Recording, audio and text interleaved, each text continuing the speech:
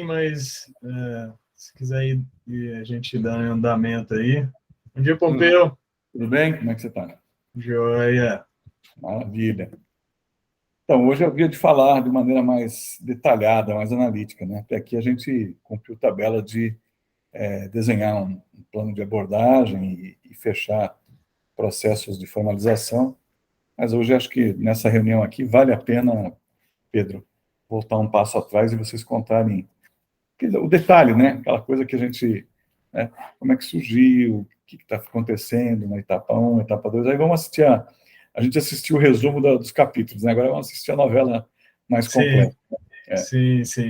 Então, eu não sei se você vai aguardar um pouquinho o outro colega entrar, se quiser começar a falar para a gente. Tá, eu vou ver aqui se confirmar aqui com o Bruno rapidinho. Tranquilo.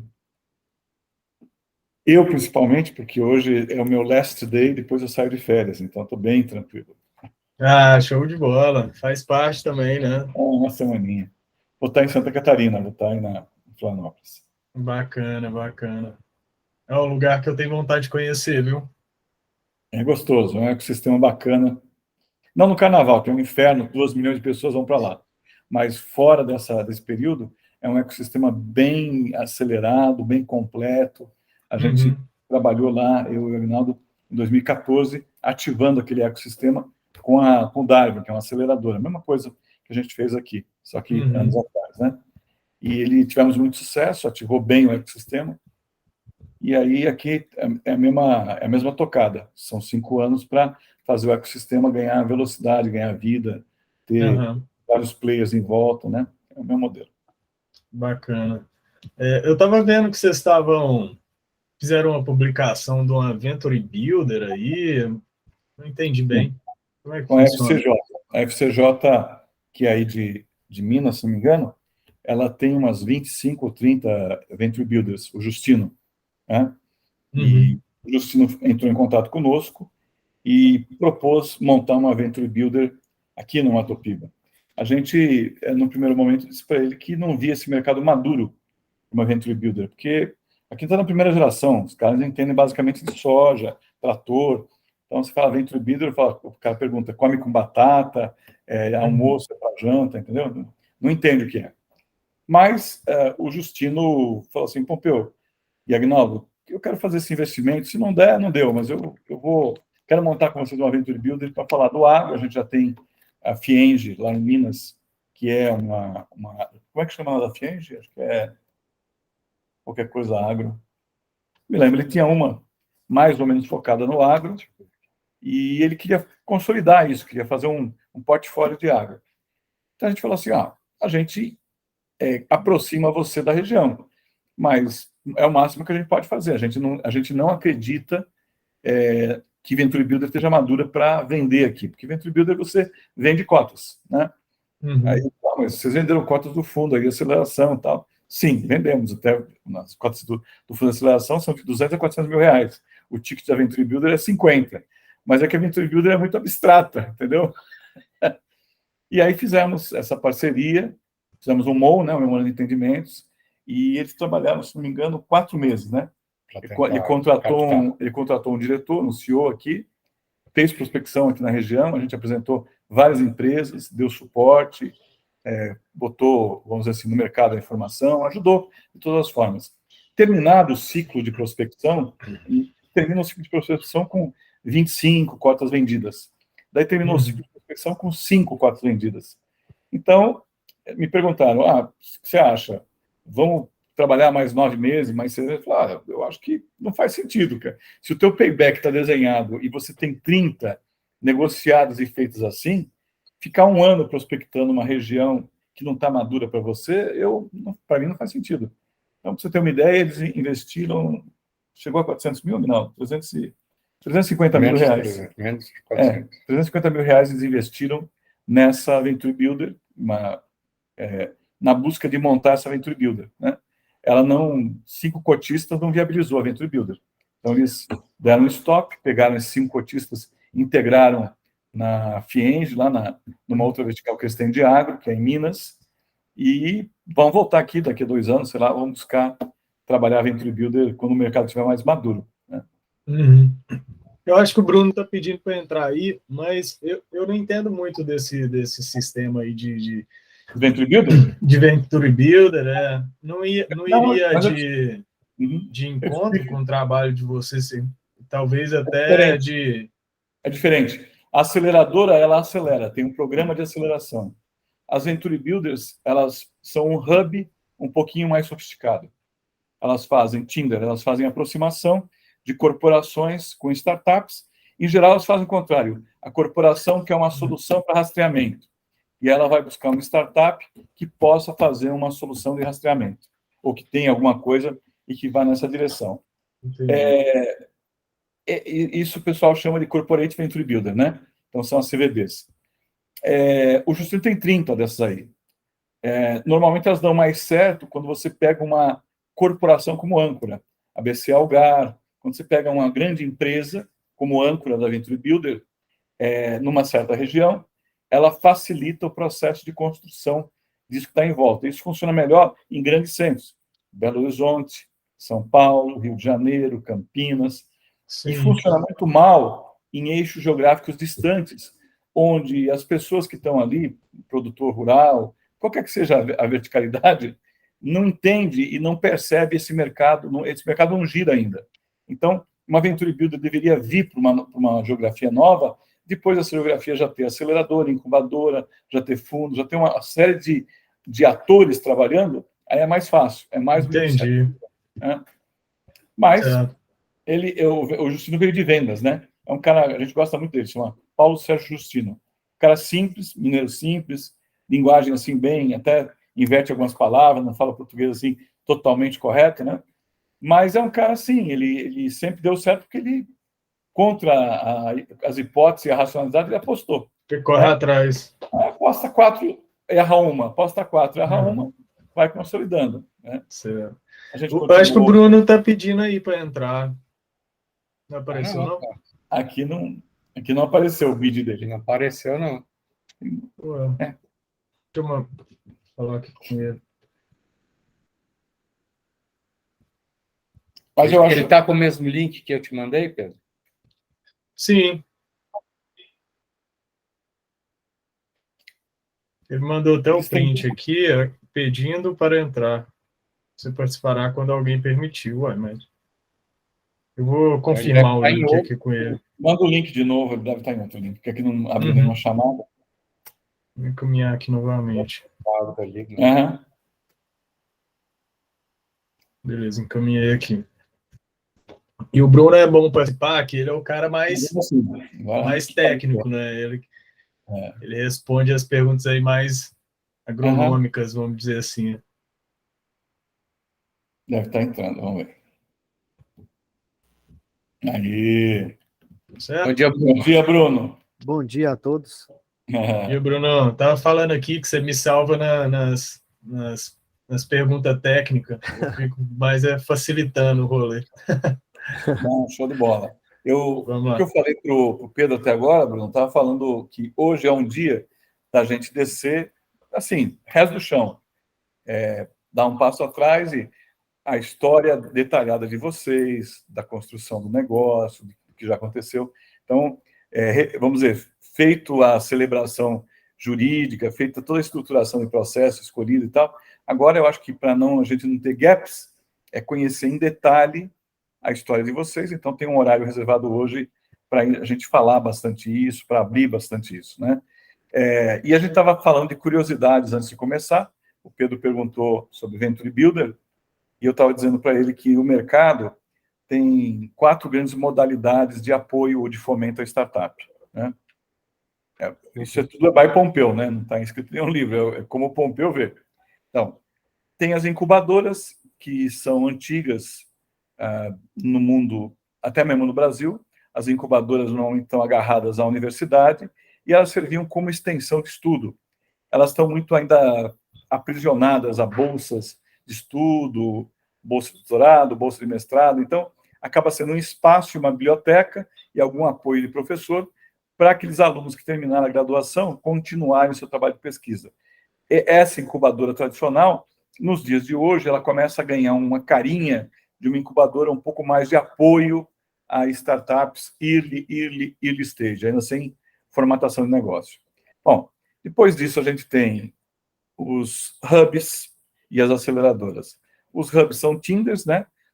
Tem um custo baixo, então você monta uma área física parecida com a aceleradora, parecida com a incubadora, bonita, colorida e tal, gasta aí uns 700 mil reais para fazer isso, gasta mais 300 por ano para manter energia elétrica, secretária e tal, e propõe um programa, ou RITUS, a aproximar startups que já existem de empresas que querem conhecer as startups. Os hubs podem ou não ser temáticos, eles podem ser genéricos ou podem ser temáticos, e eles não entregam, normalmente, nenhum outro valor adicional. O grande papel do hub é o Tinder, é a conexão. Então, o rito dele é de conexão. Às vezes é investimento, né? Sim.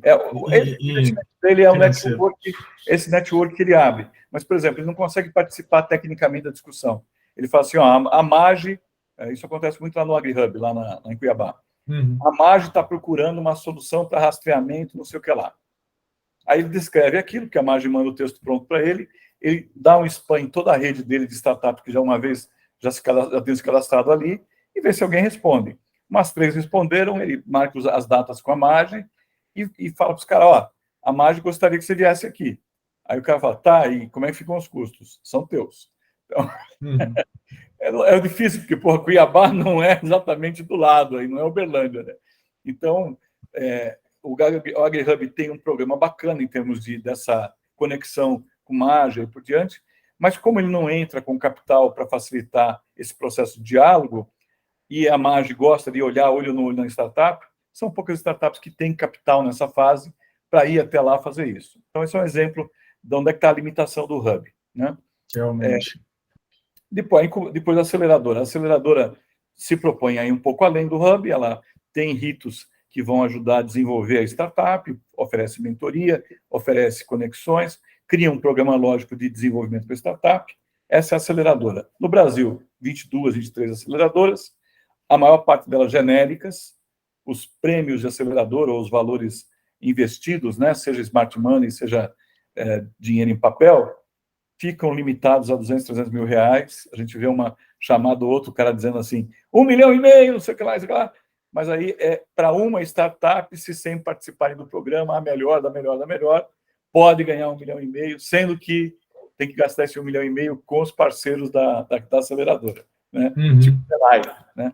Então, a gente, não vou dizer que é propaganda enganosa, o 1,5 milhão existe, mas é um dinheiro carimbado, né? Então, a gente prefere não dizer isso, a gente fala a verdade que olha, é smart money mesmo, dinheiro é isso aqui, custo de OPEX é isso aqui, vai dizer a verdade verdadeira, tem cara que vai querer, tem cara que não vai querer, mas é melhor, né?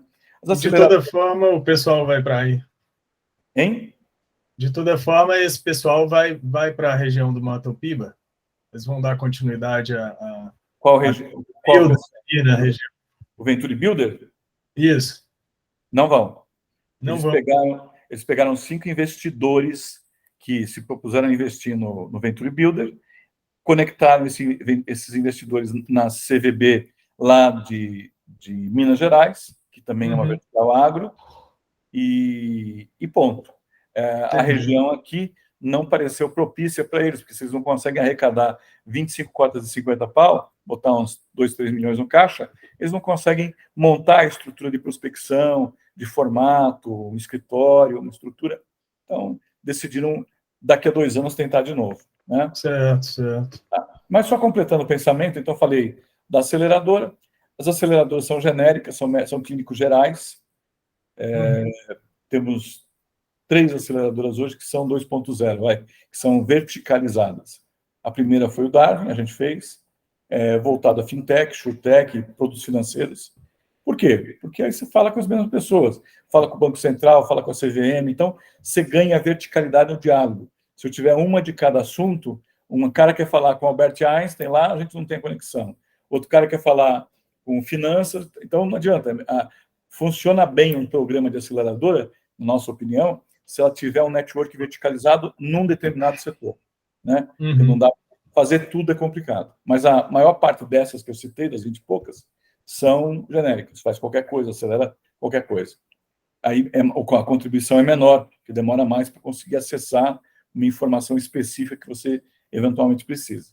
Específicas são o Darwin, na área financeira, a gente, logo em seguida, com a mesma lógica, para o agronegócio, e agora está se construindo lá embaixo, né, no Rio Grande do Sul, a Venture. A Venture, universidade. a Venture era um fundo de investimento em startup, tickets de R$50 mil, um fundo anjo, né? E aí ela decidiu pivotar o modelo dela para oferecer uma aceleração, porque ela tem vários investidores que são produtores rurais. Então, ela constituiu um outro núcleo, está utilizando a PUC como espaço físico, lá em Porto Alegre, e decidiu fazer, então, a Venture Aceleradora de Agronegócio. Uhum. Qual a dificuldade, na minha opinião, que eles vão ter que vencer? Os atores do agronegócio não estão em Porto Alegre, né? Estão em outras geografias. Então, aqui a gente veio com uma geografia que eu tenho a 10 quilômetros de sementeira, tudo que você possa imaginar tem aqui num raio, vai lá, vou exagerar, de 30 quilômetros, né? Para a gente entender, para testar, para avaliar a jornada. Em Porto Alegre, a PUC é muito reconhecida, fez um trabalho ótimo na década de 70 com o DEL, com algumas âncoras, né? No formato de parque tecnológico. Mas hoje, para acelerar agro, tem perguntas que só vão ser respondidas a 300 quilômetros dali, né? No interior do Rio Grande do Sul, né? Em Casca, em Passo Fundo, em regiões que têm produção agrícola. E em espaço. A escala é menor, são escala menor, tem menos atores, mas tudo bem, funciona também. Só que eu acho que de Porto Alegre para esse interior vai ter dificuldade. Então, em resumo, por enquanto são essas aceleradoras 2.0. Vai surgir uma agora em Florianópolis de saúde, tá? Voltada a health, a saúde. Tem duas de saúde, tem uma lá em São Paulo que é do Sírio-Libanês e tem uma que não é do Einstein, mas que o Einstein patrocina, né? E agora vai ter essa que essas de São Paulo não funcionam como aceleradoras, né? Elas são hubs, mas são hubs que esses dois hospitais acabam injetando algum recurso, ajudando de alguma forma, né? E agora essa de Florianópolis vai ser uma aceleradora de health, de saúde. Então a gente acredita que quem vai tocar isso é o Jaime de Paula, que vendeu a Nelway fez o exit da Nelway há uns 4 anos atrás, tem um bom recurso financeiro e está montando essa operação, né? A gente está envolvido nisso, foi consultado para ajudar, né, para fazer parte do conselho dessa nova aceleradora. Então, em resumo, é isso. Já que estou falando disso, só vou falar mais 5 minutos só para completar o entendimento. O que acontece com o Brasil? O Marco Legal de 2019, ele diz assim, que existe a startup e o investidor. Ele não diz que para a startup se desenvolver, ela precisa de incubadora, aceleradora, hub, qualquer outra coisa, né? Consequentemente, não se constroem, a partir daí, programas que direcionem recursos para esses players. A incubadora trabalha com o dinheiro da universidade e com algum dinheiro de FINEP que ela vai capturar e com as bolsas de estudo, mestrado e doutorado que o aluno vai buscar. O hub, ele é privado, ele não é um centro de inovação, ele não é um ICV, um ICB, ele não tem essa caracterização, a aceleradora tem, mas o financiamento dele é mais curto, né? Ele custa mais barato, mas também não tem, o governo não fala, vou incentivar hubs. O que o governo fala é, a prefeitura pode desenvolver inovação, lá no Marco Legal ele fala isso, faz o sandbox, pode gastar até 6 milhões, uma prefeitura pode gastar até 6 milhões de reais com um fornecedor novo, pega a predativa recém-nascida, não faz 866, não faz técnica e preço, não faz nenhuma concorrência, contrata a predativa sem nenhuma concorrência, e não está incorrendo em nenhum crime fiscal. Então, o Marco Legal, ele estabelece que isso é possível. Depois dele, em 2019, cerca de 200 prefeituras do Brasil já fizeram as leis regulamentares municipais necessárias para usar o sandbox, para usar essa estratégia. E algumas prefeituras já estão começando a contratar startups recém-criadas para assuntos que a prefeitura quer ajudar a resolver, saúde, segurança, infraestrutura, mobilidade, o diabo a quatro. É um passo, né? As outras prefeituras nem sabem que isso existe. A gente faz palestra no Brasil inteiro falando disso, é muito comum, 3 entre cada 4 prefeitos, 3 não sabem, entendeu, que isso existe. Bom, é assim mesmo. Então, para resumir a ópera, não tem dinheiro público direcionado a esses agentes de inovação, porque o marco legal não enxergou eles. Consequentemente, eles têm que ser financiados com dinheiro privado. É o caso da nossa aceleradora e de outras que trabalham na busca de criar uma política. Nós criamos uma política. O investidor bota um dinheiro, eu uso esse dinheiro para ajudar a desenvolver a startup, no limite do que é possível, né, do número possível. No nosso caso, 2 milhões por ano é o que permite rodar o Apex, o Capex, e investimento pontual, e Smart Money. Bom, e depois sai a nossa participação de equity, quando vendida, se tudo correr bem, se crescer, se der certo, né, é risco. Quando vendida, a gente pega esse dinheiro e vai retornar para o investidor. A expectativa dele é ter um 4-1 em 5 anos, em 6 anos, que é o ciclo de tempo que normalmente a aceleradora fica com essa participação, né? Ela não acompanha você até o final. Ela, lá quando tem uma série B ou uma série A mais robusta, ela entende que a partir dali ela contribui menos. Se vem uma série A mais robusta, o cara bota um financeiro junto com vocês, bota governança, então a gente consegue, aí a gente deixa esse papel de padrinho, né, e entrega para um padrinho mais qualificado que vai entrar na operação. A operação já está maior, né? Nessa fase de uma série A robusta ou de uma série B inicial, é comum a aceleradora vender a participação dela, mesmo que a startup continue crescendo, vende a participação, retorna aos investidores daquele primeiro fundo, ou do segundo, do terceiro, o dinheiro, né? Entregando pelo menos 3-1, ele vai continuar investindo esse dinheiro em fundos de aceleração. Se entregar 2-1, ele fala, puta merda, se deixava na renda fixa, dava igual, hein? Então, esse que é o nosso modelo, por conta do governo, até agora, não ter um desenho. Na hora que o governo tiver um desenho para as aceleradoras, como ele tem para os parques tecnológicos, o Brasil vai ter startup para caralho.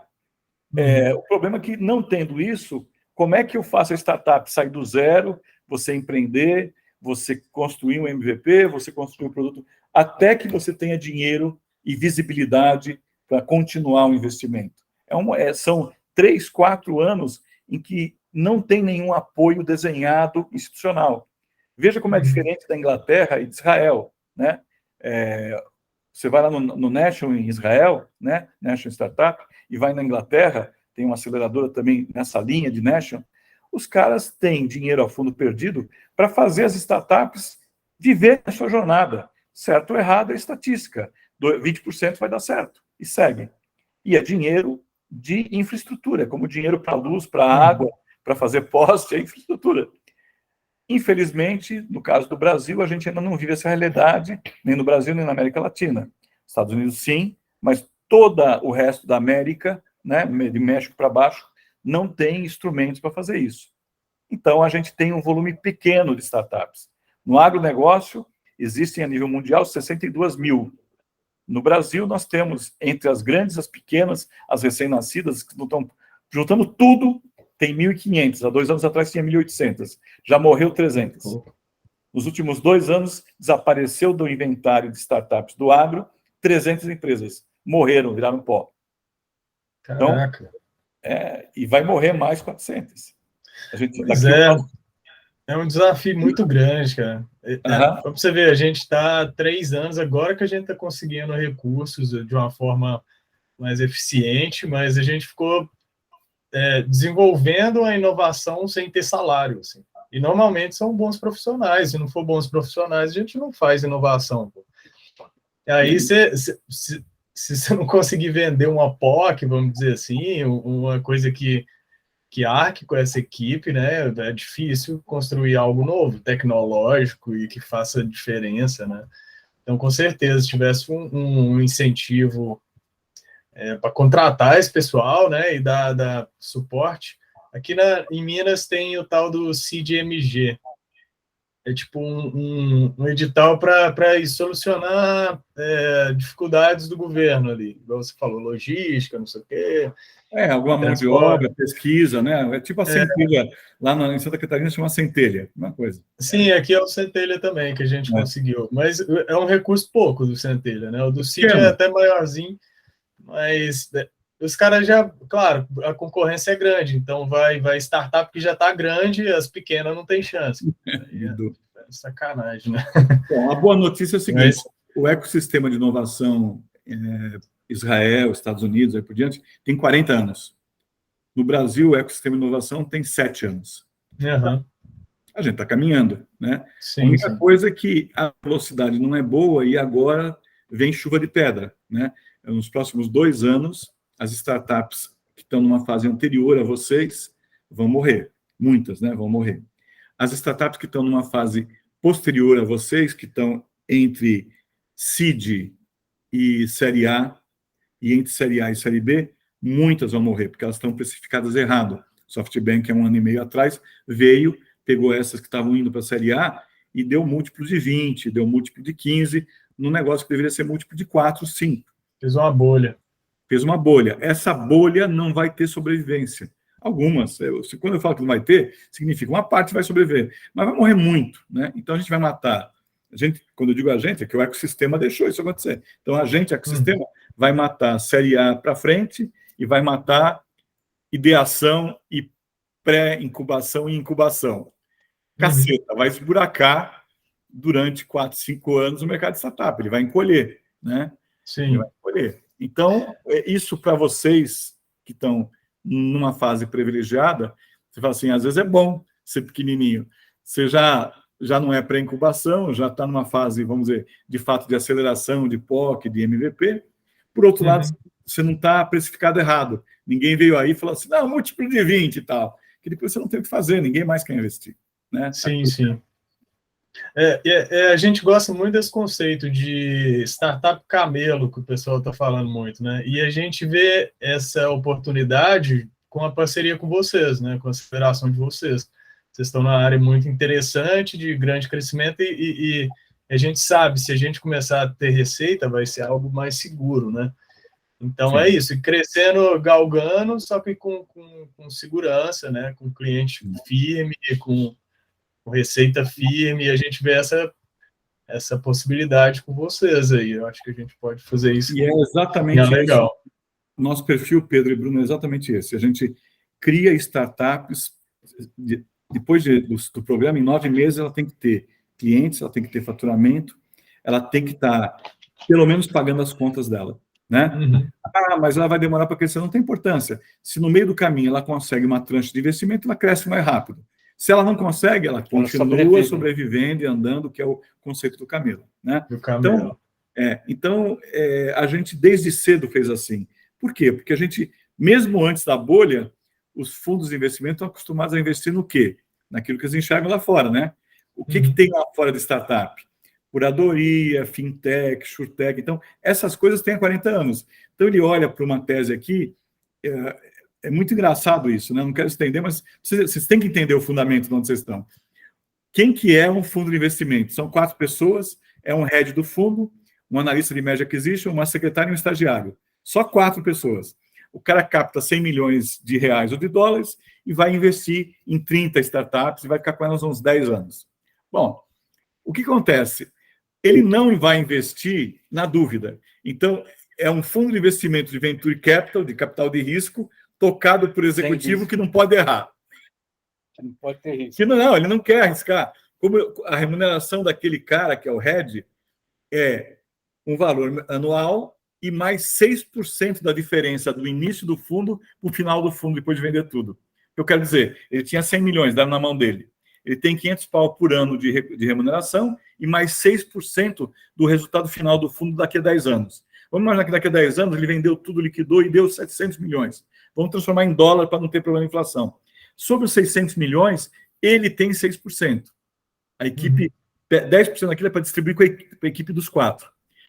Ele não compra nada no preço certo, ele força a bacia das almas, ele aperta e estruxa o cara para comprar o mais barato possível e vender o mais caro para ele poder ter a receita dele lá na frente, e na dúvida ele não investe. Então é uma bosta, porque eu crio um modelo de remuneração que faz do fundo de investimento Venture Capital uma estatal, porra.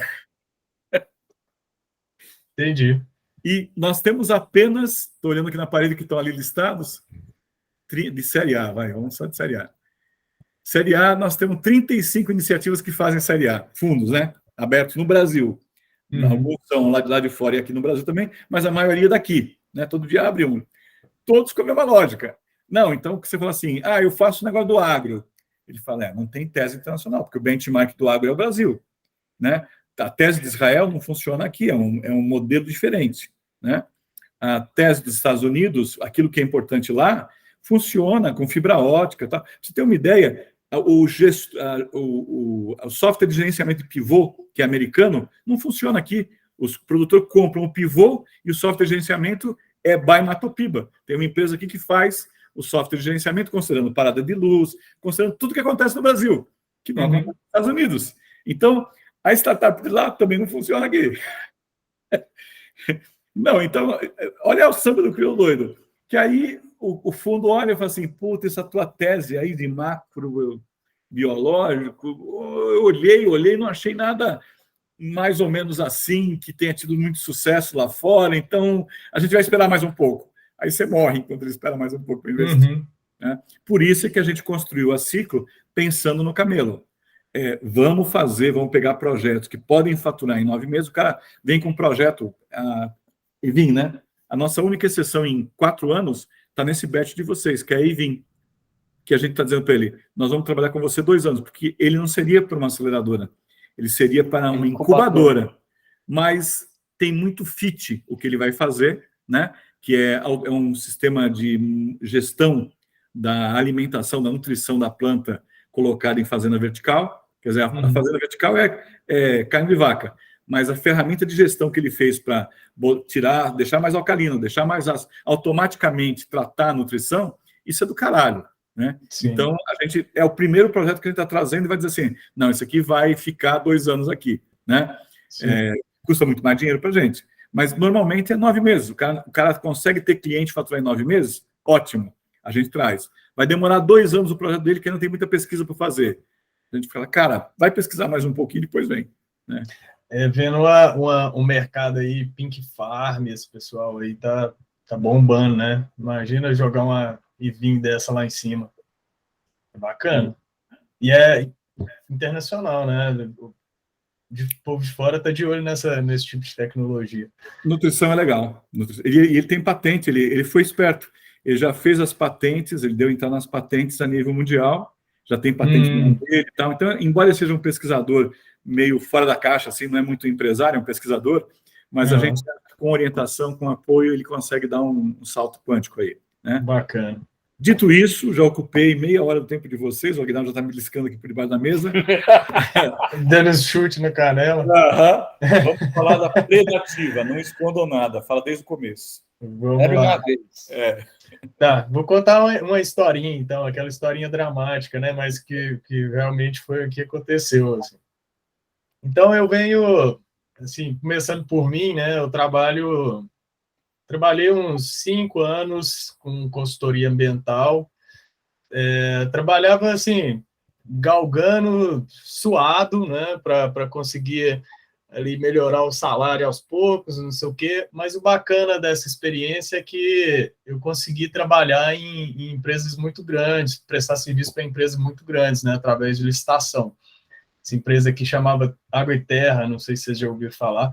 Eles prestam consultoria ambiental e pegam muita licitação, né? Então, durante 5 anos, eu trabalhei com o pessoal tipo Eletronorte, Chesf, fui para toda a região do país, de sul a norte, nordeste, eu andei muito, né, em linhas de transmissão, fazendo palestras de educação ambiental, levando soluções de sanitárias e ambientais para diversas comunidades e tal, e fui pegando uma boa experiência ali com pessoa e principalmente vendo as demandas desse meio agro, né?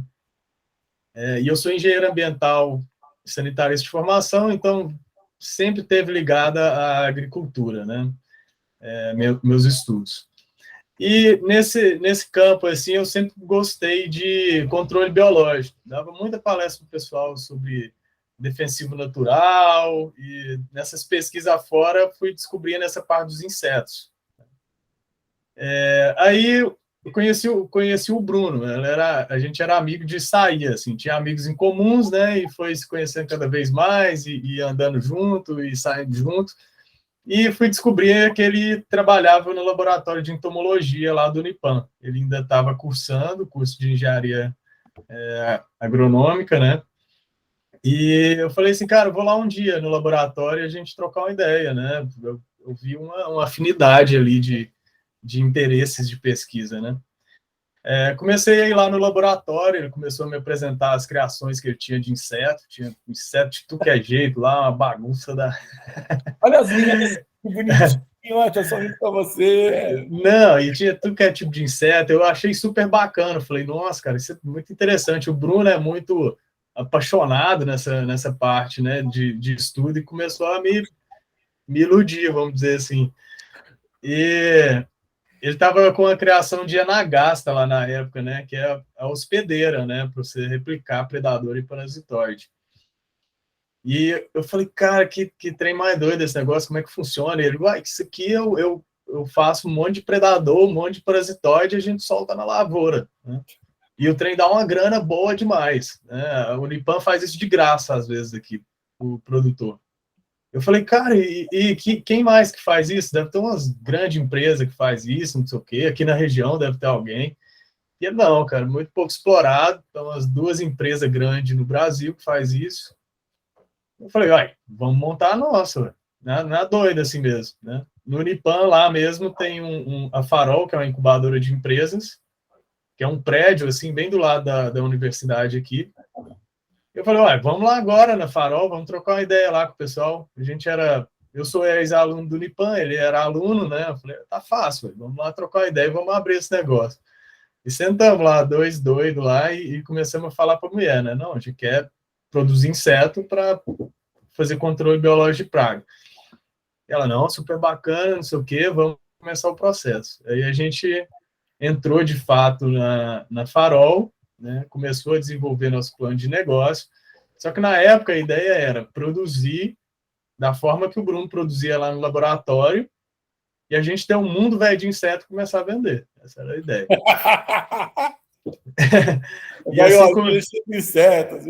E assim começamos. A gente é doido mesmo. E assim começamos. Arrumamos um quarto, colocamos aqui um monte de caixa, compramos um mundo velho de farinha, investimos R$2.000, 1.000 meu, 1.000 do Bruno. Saímos, compramos peneira nos lugares, a gente chegava nas lojas de agricultura e falava assim, a gente está procurando uma peneira. E o cara, peneira para quê? Para a gente peneirar ovo. O cara ficava achando que nós estava tirando ele, né? Porque peneirar ovo. Mas beleza. Compramos trem, tudo, peneira, caixa, farinha. Começamos a criar aspirador de pó para a gente aspirar as adultas. Ficamos nessa uns 6 meses, Bruno. Mas deu um ano. Deu um ano, né? Deu. E isso anotando dado produtivo, estudando as bichinhas, entendendo ela de cabo a rabo, sofrendo com contaminação de ácaro, contaminação de brácon, mó trabalheira. A gente chegou num ponto que a gente falou, né? Não, cara, isso aqui não dá. Enquanto isso, a gente tentava, né, soluções. Ia desenhando as maquetes de jeito que seria mais fácil, talvez, de criar. E o trem também não ficava muito bom. A gente falou, cara, a gente precisa melhorar isso aqui. Esse aqui não vai fluir, a gente não vai dar conta de levar esse negócio para frente se não ficar mais fácil produzir. Aí a gente começou a pesquisar, né, possibilidade. E bem na época saiu o edital do Centelha, né, que pega ideias, pega negócios na parte de ideação. A gente falou, cara, isso aqui pode se conversar, né? E a gente viu lá, tem que ter uma equipe de 4 pessoas. A gente falou, claro, a gente vai precisar de pelo menos mais 2 caras bons em tecnologia aqui para a gente desenvolver uma solução para isso. Aí fomos atrás de amigos próximos, né? O Guilherme, casado com a melhor amiga da minha esposa. E eu já conhecia ele de barzinho, assim. A gente saía direto junto, amigo de casa, assim, né? Vinha aqui em casa. E eu sabia que ele mexia com programação.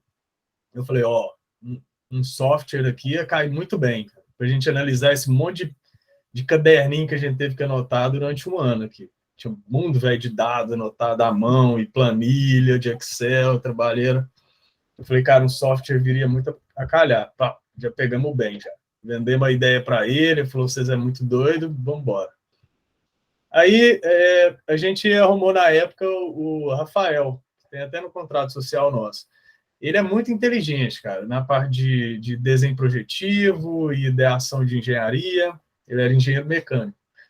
Só que o cara simplesmente não entregava as metas que a gente colocava, e a gente começou a ficar apertado com o centelho. Né? Mas e na hora, tinha beleza. Aquele feeling que a gente tinha, sabe? Parece que para ele, se deu, tá bom, se não tá deu, bom, meio que empurrava com a barriga, a gente sentia isso. Realmente. Mas foi essencial para a gente ganhar o centelho, porque ele tinha um ótimo currículo, e daí a gente mandou o currículo de nós 4, ficou show, né?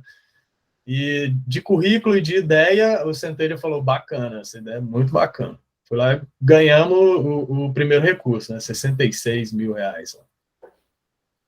Aí a gente começou a atrasar a entrega do centelha por causa, principalmente, do Rafael, que a demanda era muito importante, a parte de engenharia da nossa ideia, né? E a gente falou, cara, ou a gente corre com ele, ou a gente vai ficar em débito com a FAPEMIG, senão nós vamos enrolar aqui. Aí fomos lá e começamos a pesquisar outras pessoas, né? Nossa, a gente fez entrevista com um cara de tudo que é estado, uma trabalheira. Aí, eu conversando um dia com os amigos aqui, eles falaram, cara, você está procurando um engenheiro de automação? Eu falei, Ele falou, uai, o Indim, que é amigão nosso aqui também, que a gente saía direto, só que eu não entendia muito bem com o que o Igor trabalhava, sabe? Eu sabia que ele trabalhava na Seta, que é uma empresa de automação muito grande aqui na cidade e tal, mas não tinha muito detalhe, né? E sabia que ele era engenheiro elétrico só. Aí esse pessoal me direcionou, eu falei, cara, o Indim tá aqui do lado. Marcamos uma conversa com ele falou, claro, cara, isso aí é o que eu faço diariamente, né? Gerente de projeto de automação. Aí casou lindamente. Amigo nosso aqui da cidade, já juntou no time também. Então, nós somos 4 amigos que se descobriram profissionalmente. A gente se conhecia só recreativamente, né? E a gente se conheceu profissionalmente e fechou a equipe que a gente tem hoje, que a gente está muito contente, assim, muito contente. A gente se conversa muito bem, temos um ótimo relacionamento e um ótimo compromisso com o projeto. Aí tá, durante esses um ano de centelha, a gente teve que pedir prorrogação de prazo de centelha, né? Era para a gente ter desenvolvido em um ano, a ideia a gente desenvolveu em 1 ano e 8 meses, eu acho. 1 ano e 8 meses. Ele era prorrogável mais 1 ano, né? Então a gente prorrogou mais 8 meses, com o Igor agora na equipe, né? E a gente conseguiu entregar o que foi proposto, né? É um equipamento de produção massal de anagaço Cunhela automático. Aí a gente tem agora, né, um equipamento que, vamos dizer que é um berçário automático. Então, nesse berçário, a gente consegue ter sanidade, consegue controlar a temperatura e umidade em nível ideal, consegue identificar quando nasce a anagasta. O que a gente precisa melhorar é a parte de separação do instar. Quando nasce adulta, a gente quer separar elas com mais eficácia, né? E é o que a gente pôde identificar como a gente vai fazer isso. Agora a gente tem uma visão clara de como assim, que a gente vai fazer isso. E é o que a gente vai executar agora. A gente já está com todo o planejamento já de desenho projetivo a fornecedores e lista de materiais. Aí chegando o dinheiro da FINEP agora, que é esses 150 mil, que também foi outro programa que salvou a gente. Salvou, né? A gente estava veio desenvolvendo, gastando dinheiro do Centelha, daí tivemos o equipamento, ainda não dá para comercializar, veio o dinheiro do FINEP, que a gente vai finalizar a tecnologia e ter produto, né? O FINEP, quando veio o dinheiro e quanto veio? O FINEP vem em abril agora.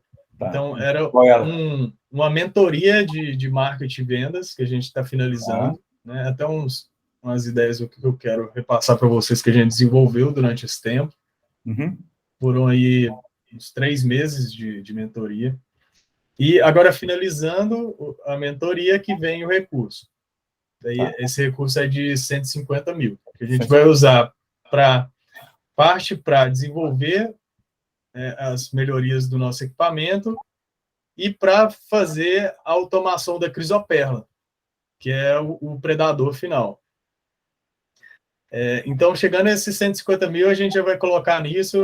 A gente espera que 6, 7 meses a gente consiga já ter o produto final, né, da automação. seria o primeiro inseto que a gente pode comercializar. Exatamente. A Anagasta, na verdade, a gente já tem ela, é a hospedeira, a gente tem muito dela, tá? O equipamento nosso está bombando de inseto. Agora a gente precisa adequar esse equipamento às melhorias pontuais e fazer a automação da crisoperla. Que no meu conceito não vai ser muito difícil, que é o que a gente tem patente. Mas a gente tem patente da ideação. A gente vai montar o MVP e validar ele. Aí o que é a ideia? Deixa eu só fazer uma pergunta, Pedro, nós não temos... Nós somos você quando você conheceu o Bruno e os insetos, entendeu? Então, a gente não tem verticalidade em inseto. Então, a gente tem conhecimento genérico. Então, essa primeira, né, que vocês fizeram, que é a hospedeira, ela teria mercado comercial? Alguém compra isso? A gente consegue colocar isso? Essa é uma pergunta. Eu sei que vocês não têm a resposta final, mas... Temos uma ideia, na verdade, que eu acredito que seja uma manjada muito boa. A gente achava que ela era um problema, porque você precisa dela para ter o predador. Só que, na verdade, a gente pode fazer um jogo de deixar o nosso franqueado, que não necessariamente precisa ser um franqueado, pode ser um produtor em farm, dependente da nosso insumo. Então, a gente quer ter a produção de Anagasta interna apenas, a gente vai ser uma unidade fornecedora de Anagasta e de tecnologia de crisoperla.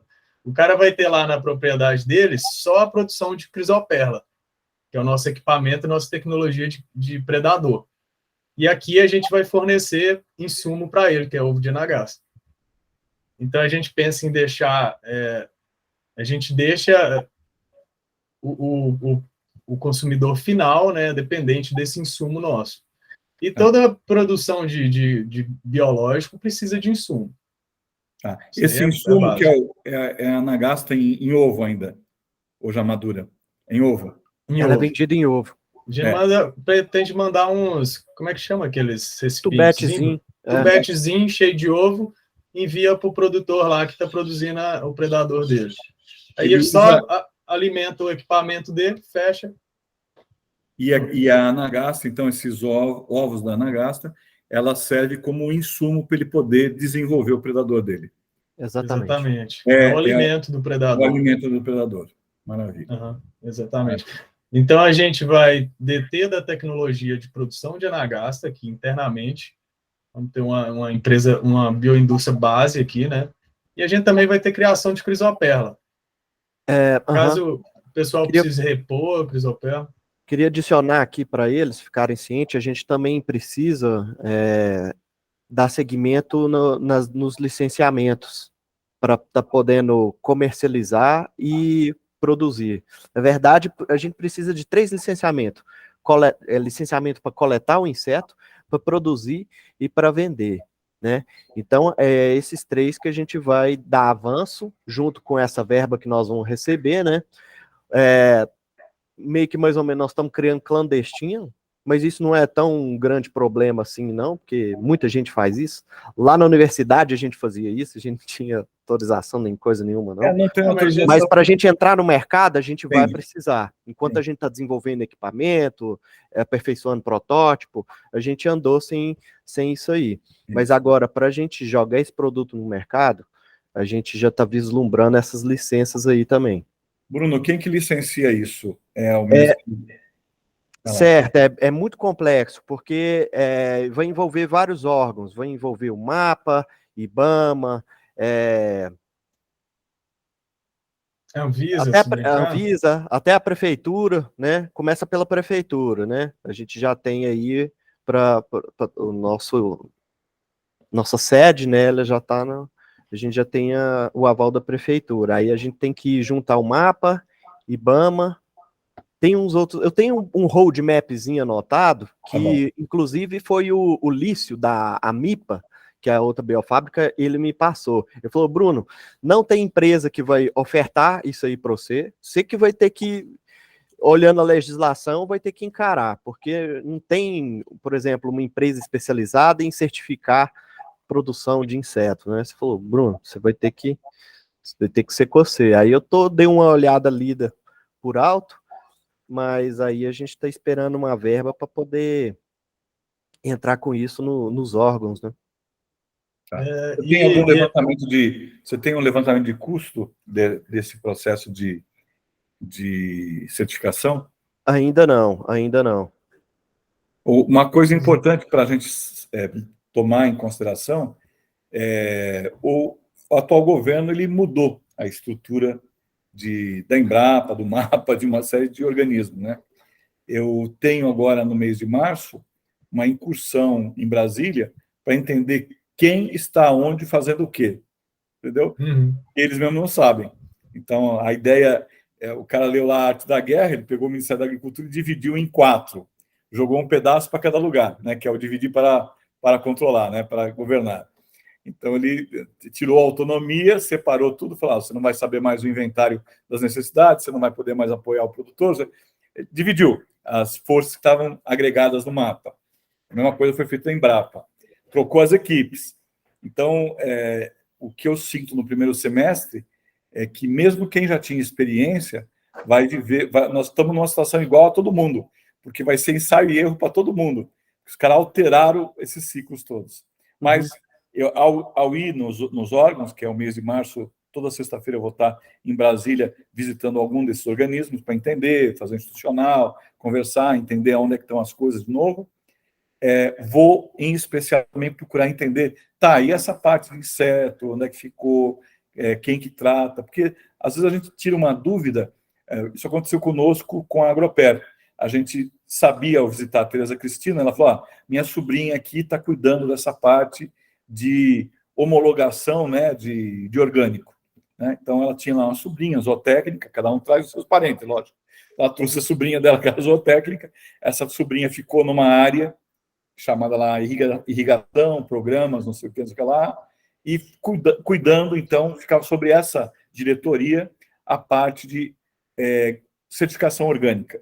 Então, quando a Agroper veio, ela tinha feito um monte de coisa já, tinha tratado no município, tinha resolvido o municipal, mas daí foi para a federação, né?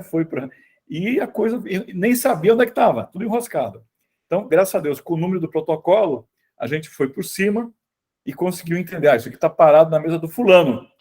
Aí ela chamou o fulano e a gente conversou amigavelmente e tal, e isso deu velocidade. Então, eu imagino que não será muito diferente nessa reestruturação. As coisas ficaram jogadas, né? A gente vai ter que resgatar, não necessariamente um lobby de culposo, negativo, mas pelo menos do relacionamento para saber, aonde que isso fica, né? E aí, se tiver parado, fazer alguma alavancagem, não ilícita, mas uma alavancagem no sentido positivo de, cara, o que precisa fazer? Me explica aí, tá? É o despachante, né? É um pouco o papel do despachante. É algo que a gente vai, igual o Bruno falou, a gente vai ter que focar desde agora para que, vamos ver, a gente não sabe do tempo que isso vai levar, né? Mas que a gente comece de agora para que daqui 9 meses a gente esteja com isso encaminhado, né? Uhum. Não, dá uma olhadinha, anota aí. Vamos conversar um pouco com a Solubio para ver o que ela fez. Não é a mesma coisa, né? Mas é material vivo, é bactéria, né? Uhum. Vamos ver o que se ela tem ali algum contato. A Solubio, a sede é aqui, em Luiz Eduardo. A sede deles é aí? A Solubio é um spin-off. A Solubio nasceu numa outra empresa maior, que fazia outra coisa. Era um departamento, que acabou virando um projetinho, depois um departamento. Depois, em 2013, virou um projeto. Em 2014, eles botaram para fora, mas ainda o cliente era a própria empresa maior que contratava a Solubio. Em 2016, eles viraram uma razão social. E aí eles demoraram... Não, eles viraram uma razão social em 2014 para 2015. Em 2016 para 2017, eles conseguiram ir ao mercado, começaram a prospectar fundo, não conseguiram uma operação de fundo, mas eles conseguiram em 2019, 2018, eles conseguiram um debt funding, ou seja, um financiamento via debt funding, que pode virar dívida ou que pode virar equity, né? É uma dívida que pode ser equity, se for interesse das partes, ou que pode ser dívida. E com esse dinheirinho, né, não vou me lembrar direito, mas acho que foram 13 milhões de reais, 13 milhões de reais, não foi muito dinheiro, não. Eles conseguiram montar a primeira fabriqueta, a primeira estrutura física da Solubil e começaram a fazer prospecção. Uma parte do dinheiro foi para marketing. E aí começa a história, de fato, da Solubil, com algum dinheiro, montando uma equipe e começando a fazer um trabalho, né? Então, a gente tem vários clientes ou parceiros de produtores, né? Solubil, aqui em outras regiões do país, Olambra, lá em Paranapanema, tal, interior de São Paulo. E tem uma relação forte com a Solubil, porque nessa altura, em 2019, quando nós chegamos aqui, ela ainda estava se estruturando. Então, ela veio tomar água aqui. Ela veio, escuta, mas é mais fácil assim ou assim, né? Dinheiro ela não precisava, a gente ofereceu aceleração, ela falou, acabei de pegar dinheiro, então dinheiro eu tenho, eu não sei se eu vou para cá, se eu vou para lá e tal. Então, a gente criou, não é startup nossa, mas a gente criou um relacionamento de amizade, de troca de referências. Acho que vale a pena buscar o caminho que eles utilizaram aí para a gente também ter certificação, ter licenciamento. Ponto de partida.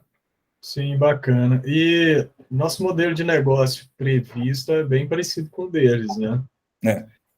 Não é o mesmo agente, tem suas diferenças. Mas a lógica é semelhante, né? É semelhante, lá, é semelhante. Alguns clientes é um comodato, esse Paranapanema, que é a cooperativa Olambra, ele pegou 3 ou 4 produtores que são helicópteros e fez lá alguns tanques com capital da própria Solubil, ensinou os caras a trabalhar e tal, fez como um comodato. Eu deixo essa parte física está aqui, você gera um certo consumo, se você não gerar esse consumo, eu vou te cobrar um pedaço desse imobilizado de depreciação para eu poder pagar essa conta, né? Mas ele fez uma parceria e ele fez isso com alguns fora da geografia que ele já atendia para aumentar as referências, né? Uhum. Então é uma coisa que quando a gente tiver capital, a gente também usa o skin de game igual, quer dizer, pega o capital e fala, não, vamos nuclear um cliente aqui, vamos nuclear um cliente aqui, você cria referências e aí é mais fácil navegar no dia a dia, né?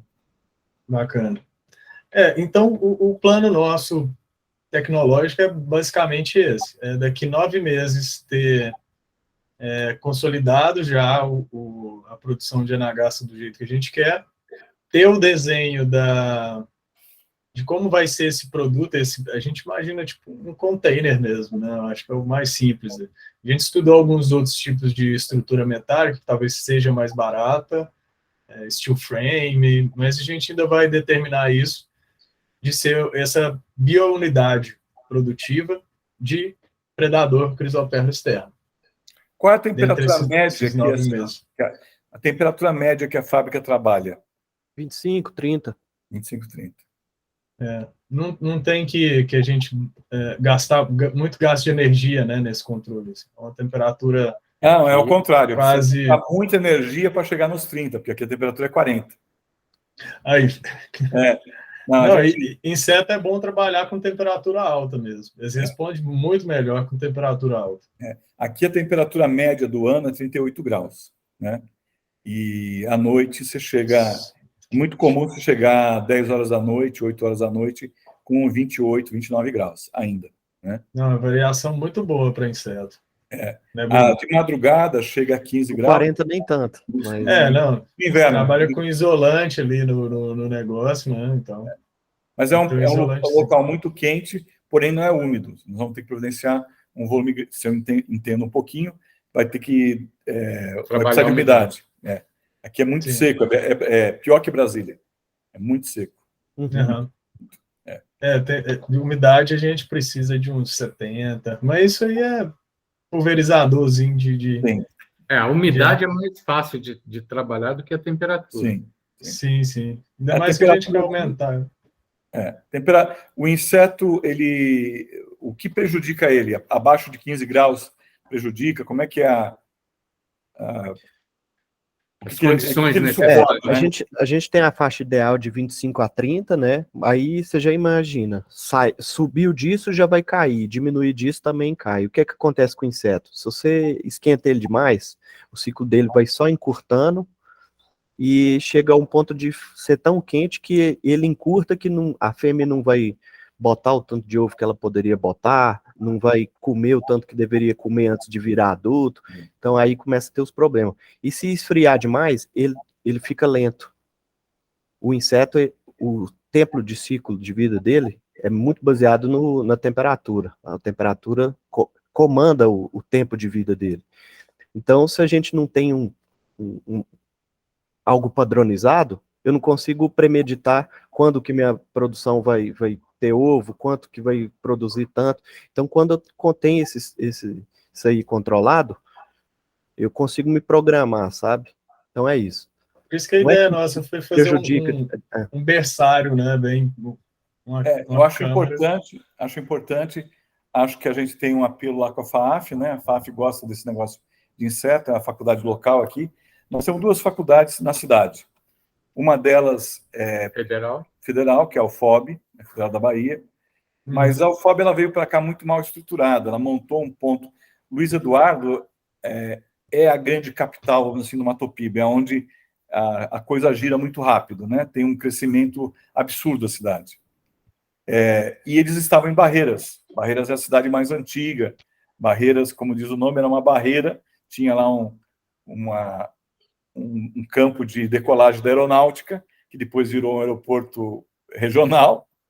E Barreiras é uma cidade muito antiga, e eles estavam em Barreiras, né? Em Barreiras, para você ter uma ideia, tem o que é aquilo ali? Superintendência da Polícia Federal. Em Barreiras é muito engraçado, porque você fala assim, como é que uma cidade tem Superintendência da Polícia Federal, Superintendência dos Ministérios, Superintendência da Receita? Barreiras era visto como uma extensão de Brasília. Então, ela tem um monte de corpo federal estendido para Barreiras. Por conta disso, ela concentrou as universidades federais. Só que a federal percebeu, o tchan-tchan-tchan é Luiz Eduardo. Então, há uns 6 anos atrás, ela veio para cá, mas ela tem espaço físico, porém não tem equipamento, né? Os laboratórios estão muito vazios. A faculdade, a FAAF, é de um fundador de Luiz Eduardo, uma pessoa que esteve aqui, é o Armando Álvares. Ele veio para cá, ele comprou terras, ele criou a faculdade, ele criou gado, ele criou fazendas, enfim, é um dos caras lá atrás que criaram um pouco a história do Luiz Eduardo, tem 17, 20 anos. Ele já faleceu. Então, ele deixou um legado de uma faculdade privada que tem todas as cátedras. Tem medicina, psicologia, engenharia, agricultura, o que você possa imaginar. Ele não estava preocupado se era rentável ou não. Ele queria colocar uma faculdade em Luiz Eduardo para poder criar mão de obra ali, para não ter o problema do êxodo da mão de obra, né? Então, a FAAF ela é administrada até hoje pela esposa dele, a viúva existe, ela é a reitora, né, oficialmente falando, e os recursos da família provêm o que há de ótimo na FAAF. Então, laboratórios, por exemplo, de inseto, todos os equipamentos possíveis, parte de química, física e tal, tem lá um equipamento para separar frequência de onda e tal, que você não acha nem em Brasília. Os caras têm lá e tal. Muitas empresas fazem convênio com a faculdade só para poder usar umas horinhas de equipamento que custam milhões de dólares que estão lá, né? Então, eles botaram assim. Então, a gente sacou isso logo quando chegou aqui em 2019 e fez acordos de cooperação com a FAAF, com a UFOB. Os que progrediram foram da FAAF, né? Então, por exemplo, a gente bateu, ano retrasado, né? A Vision Farm, foi 21. Da Vision Farm, a gente bateu 120, pediu para eles fazerem 120 mil fotografias de inseto para alimentar a inteligência artificial. Coordenadores e alunos, durante 60 dias, produziram 120 mil fotografias dos principais insetos aqui da região para alimentar a inteligência artificial da Vision Farm, para ela reconhecer o inseto. Então, bacana. Funciona muito bem, porque eles têm lá controle de praga, imunologia. Então, não me cria o problema de, fugiu uns insetos aqui.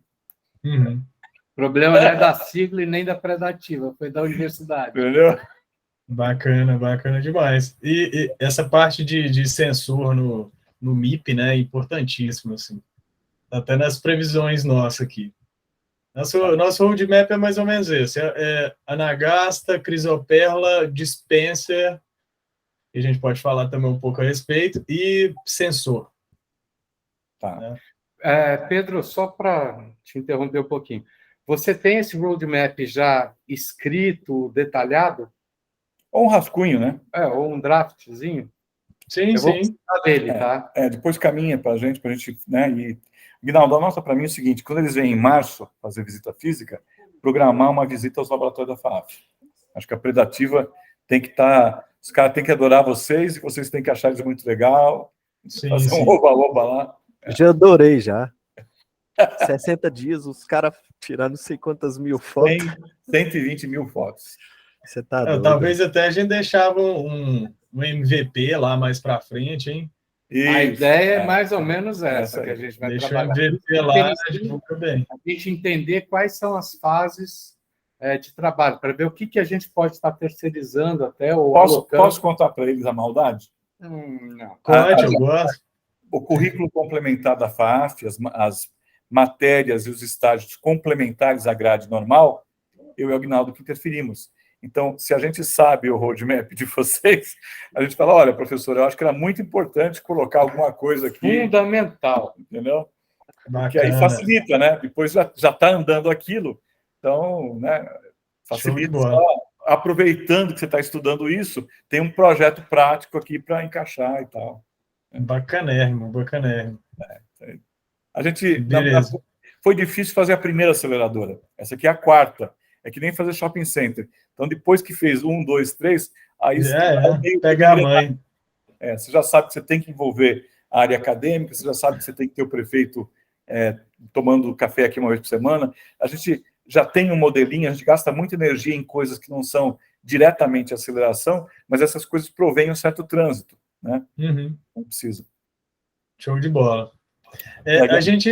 Eu queria mostrar também algumas coisas que a gente teve trabalhando aqui nesse tempo. Deixa eu compartilhar aqui rapidinho. Vou compartilhar a tela inteira logo.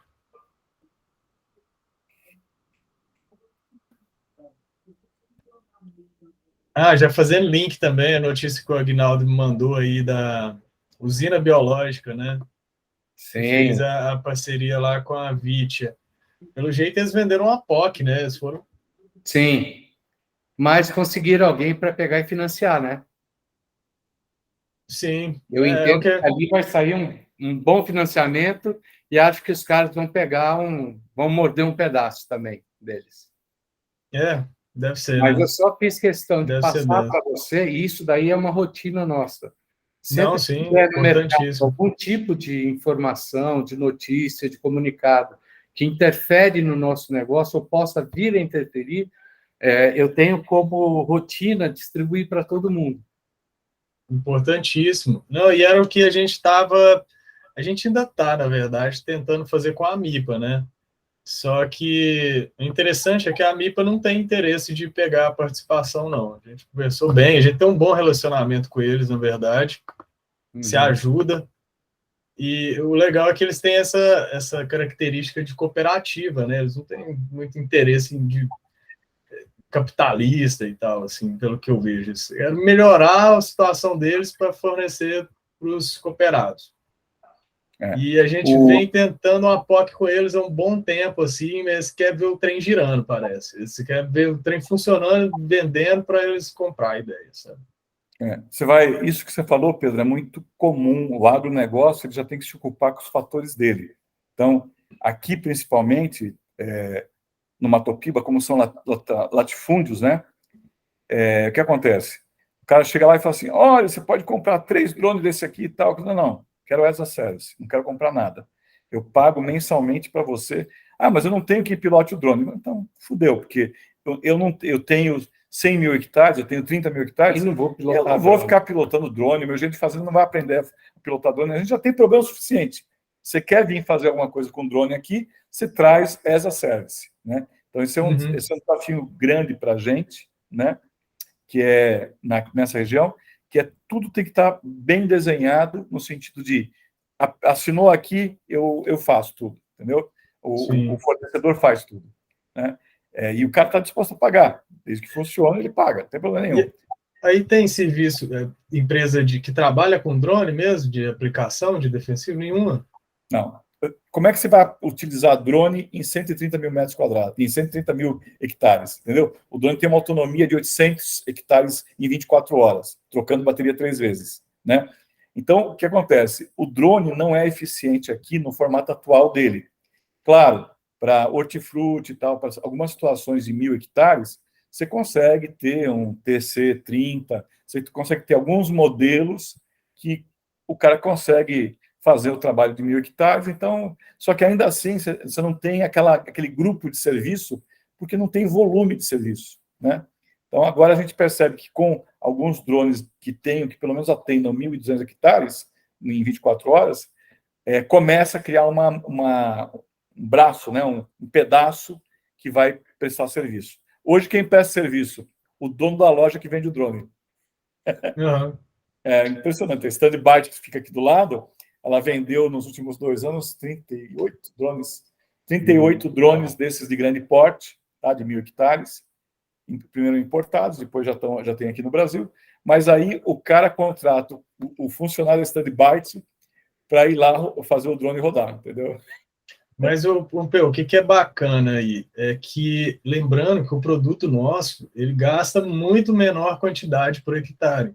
Sim. Ele é granel, é muito mais leve do que um defensivo líquido. Sim. Então, ele aumenta a eficácia do drone umas 10 vezes, só pelo peso que ele vai carregar. Não tenho dúvida, só estou falando Talvez que... isso é bacana, porque é uma tecnologia muito bacana para interligar com o macrobiológico, sabe? Fazendo isso em Londrina, trouxemos junto. Sim. É trazer para cá uma situação de, além do macrobiológico, de um serviço agregado que já vem e fala, não se preocupa, assinou aqui, eu vou jogar os insetos ali para você. Sim, eu acho interessante, assim, a não ser que o produtor faça a aplicação dele de forma mais... Não faz. Ele, assim, para ele fazer a aplicação de defensivo agrícola, muitos já terceirizam, entendeu? Por quê? Porque começa a ter tanta peculiaridade, olha, a cauda tem que ser não sei o que lá. Negão, eu prefiro pagar o serviço. Uhum. Aí vai um cara lá com o trator e aplica o negócio para ele. Então, entendi. Aí não é o cara do trator, é uma empresa que percebeu esse nicho.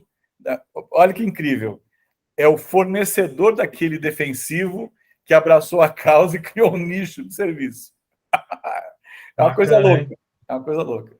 Mas porque a gente analisa isso também. Compra um dronezão lá, bota os carinha aí para cuidar. Aí o produtor tem lá o produto na propriedade dele, ele só chega lá com o drone, abastece o drone dele, faz a aplicação lá pro cara. Isso. Volta para trás. Não precisa nem ficar deslocando o produto, né? Já que a gente tem um produto que não é bom de deslocamento. Tendo bases estratégicas, aquela base pode fornecer para várias propriedades, né? Você consegue ter como um ponto de... A gente tem isso com a BVL. A BVL faz o processo de compostagem numa fazenda grande, numa certa região, e ela facilita o preço para o cara e usa a compostagem para fazer produto para os demais. Ela faz organo mineral, né? Então, ela também adotou essa estratégia de colocar, para evitar a logística, de colocar unidades produtoras junto a grandes clientes em geografias distantes. Então, ficou bem legal. Funciona. Ô Pedro, você já comentou com o pessoal aí sobre a parceria com a Stella? Não, com a Stella não. Stella é uma empresa de vante de alta performance, né? Eu acho que estava até na nossa apresentação lá. É algo que a gente vem trabalhando com eles, que o avião deles tem uma autonomia gigante. Assim.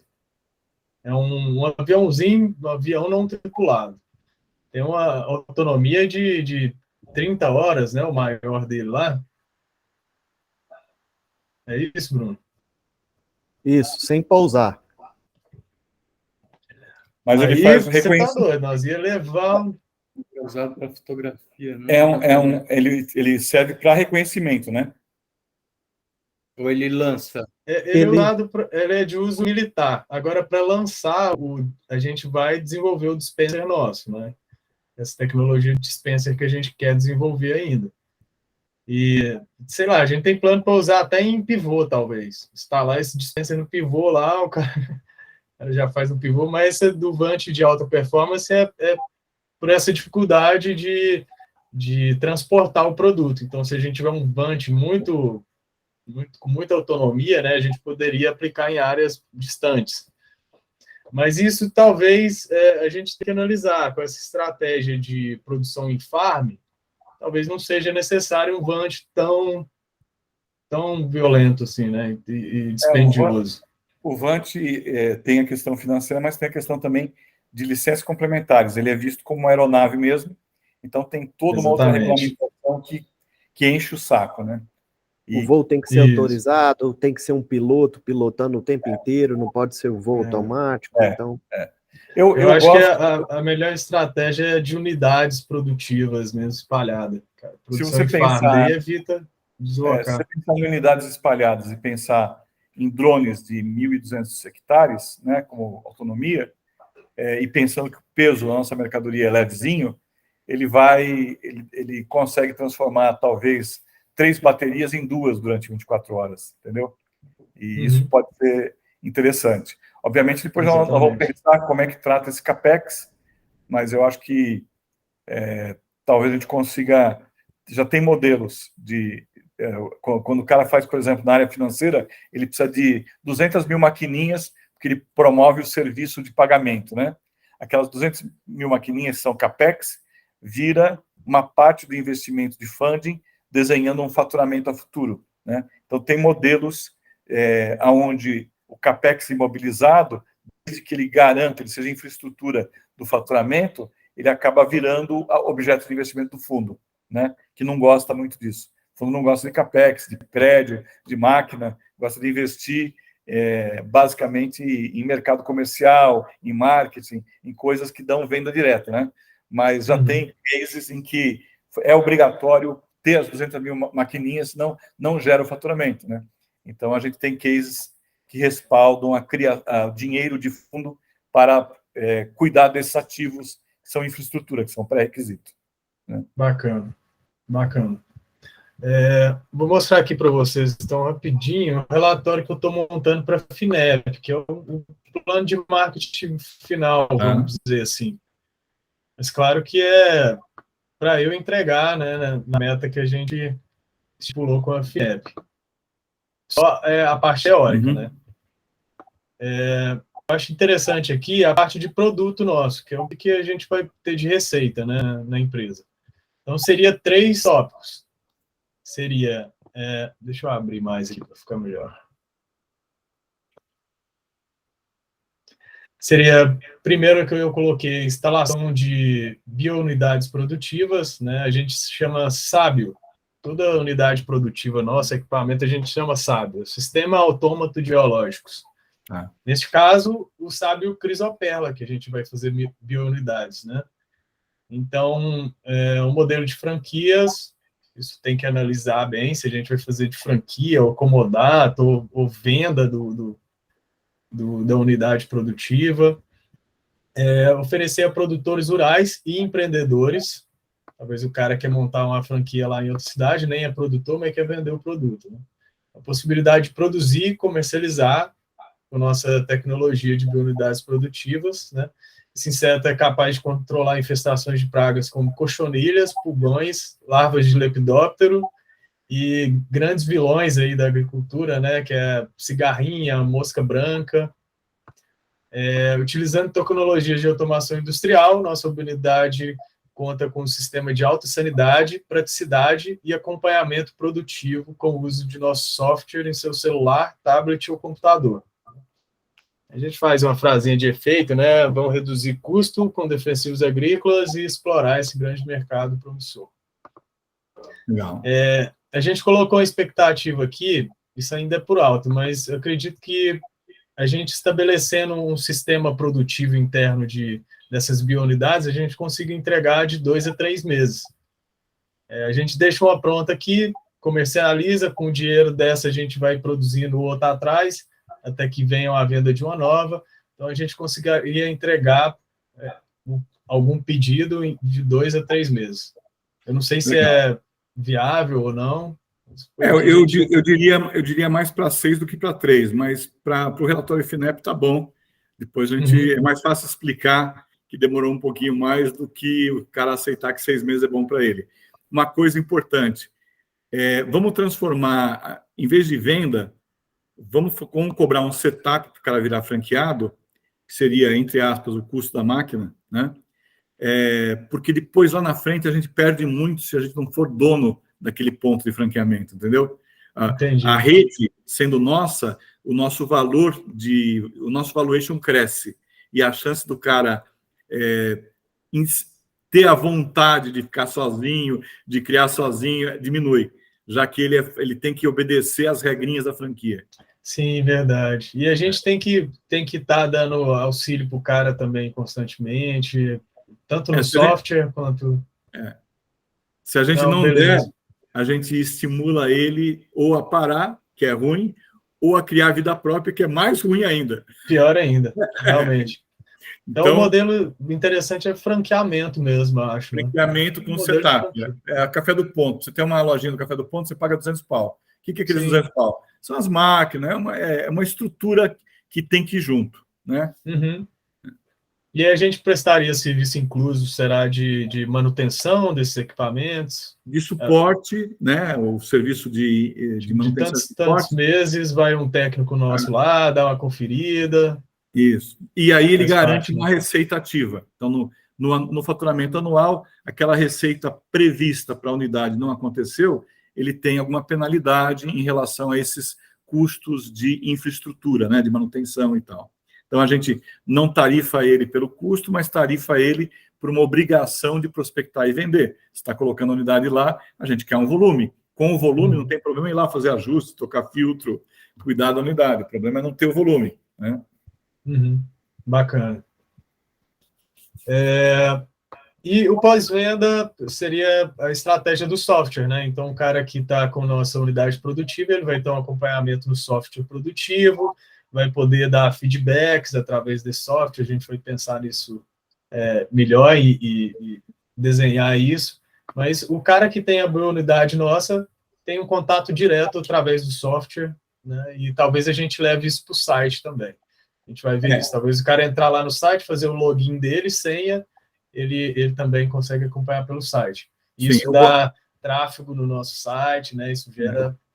Eu gosto dessa estrutura do dashboard dentro do site, a gente fez com a Caliandra, está funcionando bem, o cliente olha os pivôs dele se movimentando, é telemetria Caliandra, né? Então, via site, tem todo um desenho bonito, visual, sabe? Então, é legal.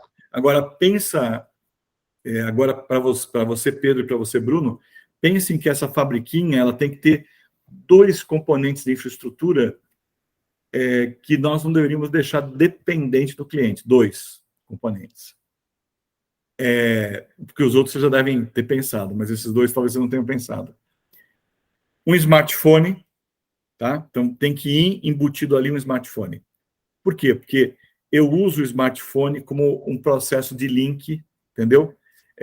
E de troca de informação inteligente, e ele pode assumir uma série de papéis no acompanhamento do que está acontecendo. Então, ele é minha garantia de que eu vou ter big data daquilo que está acontecendo ali. Então, vamos pensar como é que a gente assembla um smartphone junto com a solução, né? Quando eu falo smartphone, tablet, o que for, mas é bom ter uma unidade, né? E um link da Tesla. Na região aqui, o sinal 5G vai demorar ainda 4, 5 anos para acontecer, né? Esperar a internet da fazenda vai fazer com que a gente limite a instalação dessa nossa fabriqueta, né? Às vezes ela teria que ficar num lugar bem distante, que seria o melhor ponto do ponto de vista logístico para ela, e a gente é obrigado a botar do lado da fazenda, porque só lá que tem internet. Então, a tecnologia do Tesla aqui, daqueles linkzinhos, está funcionando muito bem, é barato, está estável e funciona via satélite para transações pequenas. Para ter milhões de transações, a gente chama de VSAT, né? Very Small Transactions. Então, você pode ter milhões de transações pequenas, ele anda muito bem. O problema é, não, vai botar um sistema ERP funcionando num link desse aí. Aí não é bom, né? Aí tem que pensar no modelo de uma camada de emulação de servidor, para diminuir o tráfego, né? Mas no nosso caso, que a gente vai transmitir 3, 4 octetos, que são conjuntos de bytes, com informações do que está acontecendo, o link do Tesla funciona bem e nos dá uma autonomia. Já que o cara vai ter que pagar um setup, vamos enfiar essas 2 coisas no setup junto, entendeu? Porque a gente não fica dependente. Olha, você tem que ter uma internet. Aí o filho da puta lá do peão, já aconteceu com a Caliandra. De repente caiu a rede, caiu a telemetria de uma fazenda de 100 quilômetros. Aí o cara falou, não tem como estragar todos esses sensores. Os caras conseguiram derrubar a torre que tinham acesso na internet. Os caras estavam fazendo manutenção, o trator bateu naquela torre, tombou a torre, acabou com 100 km de telemetria, né? Porque tudo era peer-to-peer até chegar naquela torre de internet, né? Da fazenda. Então é não depender dessas redes de internet, né? Isso. Não, lá na fazenda também direto acontece isso. Entrou cabo na água da torre. Pois é. E agora a ideia do smartphone eu ainda não entendi muito bem, assim. Porque o próprio software, ele já acompanha tudo, né? De dados produtivos. Sem dúvida. Mas você vai acionando, o que está gastando, o que está produzindo. Perfeito. Isso é o que você produz, que é o teu software de gestão e tal. O que estou falando é o seguinte, bota em cima disso uma camada que, no primeiro momento, transporta esses dados, ou que intermedia esse transporte, que é um smartphone. Por que isso? Porque estão surgindo uma série de produtos, de microprodutos, que vão para o smartphone que você já pode usar. Por exemplo, eu consigo controlar processos de irradiação luminosa, eu consigo controlar, entendeu? O smartphone cada vez vem com mais ferramentas de melhor qualidade, vão melhorando cada vez mais, que vão me dar altitude, pressão, irradiação luminosa, coisas que daqui a pouco eu tenho que fazer um software imenso para poder construir aquilo ali. Entendeu? Entendi. Então a gente passa a ter um arsenal de software livre, né? Eu faria realmente Android, smartphone, porque você passa a ter um arsenal gigante do mundo disponível caso você precise, né? Então começa a formar o Big Data. Isso. Entendido. Bacana demais. Beleza. A gente costuma dizer assim, que o problema, o diabo é perigoso não porque ele é mau, é porque ele é velho, sabe muita coisa. Então, na área de integração, a gente já passou por tanta coisa, que algumas coisas são muito claras, assim, você fala, não, cara, pode fazer que não tem erro. Não, vocês mataram a ideia aí que a gente ia apanhar para pegar ela. Beleza. Show. Vamos fazer só um intervalinho para o xixi. Vamos ver como é que nós estamos aqui. Beleza. E a gente tem que ir no banheiro, tem jeito.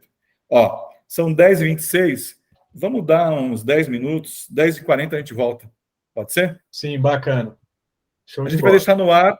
Nós vamos fechar a câmera, mas a gente deixa no ar o link, tá bom? Beleza. Então estamos aqui também. Isso, 10h40.